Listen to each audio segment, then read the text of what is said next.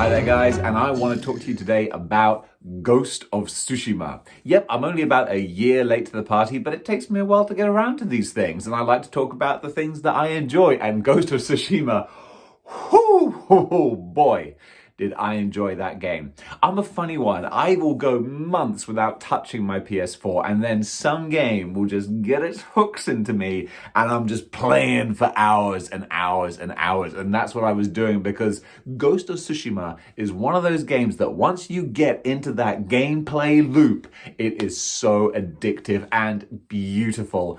This game had a real uphill struggle coming in, because when it was released, I had just finished playing Last of Us 2, and despite whatever your criticisms of Last of Us 2 might be, it is the most stunning looking game. The graphics and the cutscenes and just the artistry of putting it all together is just mind-blowing. So to go from that to anything else, it was going to feel like, what's wrong with their faces? This isn't as pretty as Last of Us 2.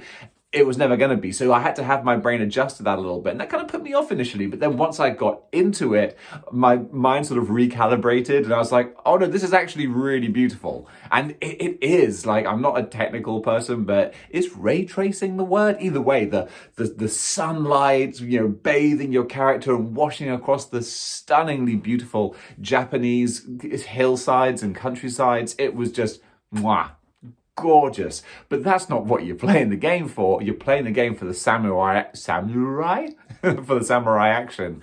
And oh my goodness, there is a lot of it. And like any great RPG type game, you start off broken and beaten and, as depowered as can possibly be. And then you just build yourself up and up and up until by the end of the game, you are the ultimate badass. Basically, you become Batman by the end of the game. You start off as just a guy with a sword. And then by the end of it, you're using smoke bombs and you're ducking into the shadows and you're sniping people and assassinating.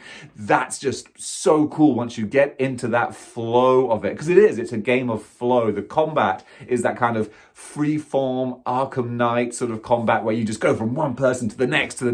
You dodge, block, parry, and of course the parrying system, which isn't a very unique thing, but it is implemented so well here. Every time you do a perfect parry, you get a little bit of health back, and then you can counterattack. It's so intuitive to use, and it makes the fight so much fun that I was picking fights with everyone. And that's a very clever thing about the game as well, is you never go more than about 30 seconds without at least having the opportunity to get into a fight. Because that's one thing with open world games that with my short attention span can be a real problem, is if you have to track and trek along for miles and miles, I'm like, I'm bored now, I just want to get to my location.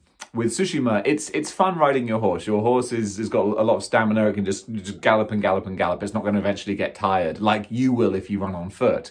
But every 30 seconds or so, you'll come across some Straw Hat Ronin or a Mongol camp or just a band of raiders or something. And it's like, great, time to challenge these guys. And that's the other really cool mechanic, is the samurai duel mechanic, basically. So you can just, launch into guys and attack them, or you can challenge them to a duel, and you'll say, stand and fight, and you'll have a wonderful kind of, you could argue it's almost kind of like a quick time sort of cutscene, because they will have a duel and you've got to wait for your opponent to attack, and just as they do, then you can, release, you hold the button down and then release it when they attack. But of course, they'll get wise to this, and they'll actually try and fake you out. And if you attack too soon, then they get the free hit on you, and that's going to put you on the back foot for the rest of the fight.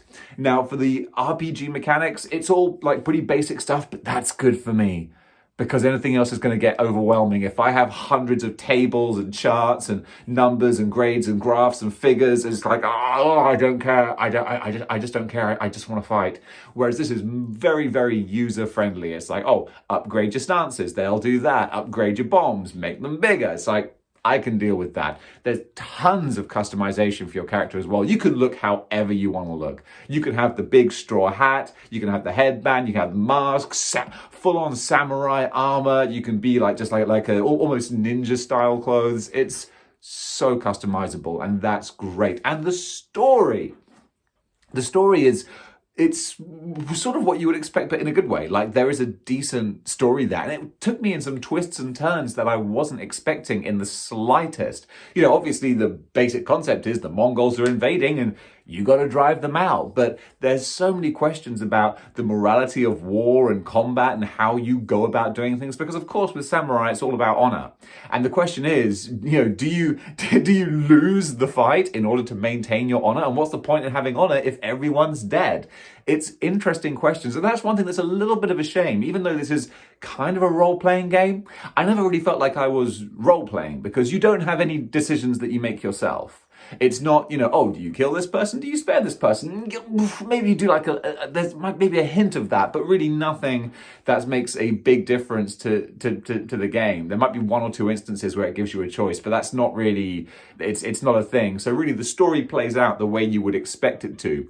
That's more like The Last of Us in that regard. There are so many times in The Last of Us where it's like, no, I want to spare that person, but you're not giving me a choice. Like, that's just the story they want to tell. And this is the same with Tsushima, is that they have the story they want to tell and they will tell it that way, and you're kind of along for the ride. You've got to make it happen. But there is the whole sort of narrative of, you know, do you go sneaky style or do you be the honorable samurai? But there's never a choice ultimately. It's like when you've got to sneakily assassinate someone, that's just what you got to do. You can't ignore it. So the narrative is going to play out the way that it's supposed to play out. But in there is the fun of the game and the story and seeing it play out. Because also, the good thing is, at no point was I like, I wouldn't have done that. Maybe it's just me. Maybe I'm just a sneaky guy. But I'm like, I love Jin Sakai. This guy knows what's what. The Mongols need to be driven out, and he's going to do what he has to do. Same as I would. So no problems there. But yeah, the side characters and quests are all really likable, interesting people. You get like your band, like your Dirty Dozen, your bunch of people who are going to help you out. And they all have their own individual stories that you play through as well. Basically, on the whole, we're coming up to 10 minutes here. I want to keep this from getting too rambly. It's a great game. It's true, basically what everyone has been saying. Loads of people have been singing the praises of this game, and rightly so. I could go on, and there's so much stuff that I've forgotten, but the gist is, it's an RPG game with a huge big map, but there's no plodding. I still haven't played Red Dead Redemption 2 because I'm afraid to, because I hear so many people saying like, oh, it's beautiful, amazing, incredible. There's a lot of walking. There's a lot of just walking on your horse. And I'm like, oh, I'm going to get bored doing that. Ghost of Tsushima, like I said, every 30 seconds or so, if you want to get in a fight, you're going to get in a fight. There were times where I could quick travel to a location, but actually I think, no, I'm going to ride my horse because I want to whoop some ass en route. And that's really great fun. It was almost a shame in as much as, because this is a very real world set game, you know, your opponents are always going to be Mongols or you know, bandits, human beings. And I was always just thinking, like, I love Japanese mythology, and I was like, oh, imagine if there was like a cave and you found like, you know, some kind of like a little kaiju or a dragon or a demon, because there's all these, you know, backstories or side quests about people saying like, you know, oh, this demon attacked me, and I'm like, oh, I'm gonna go find the demon, and of course it's just a dude. And it's like, I would love to see a mystical version of this. I could just imagine if the sequel was like, okay, we've given you your real world Ronin story now. Let's go bonkers and like just make it fantastical. Fantastical Japanese samurai game.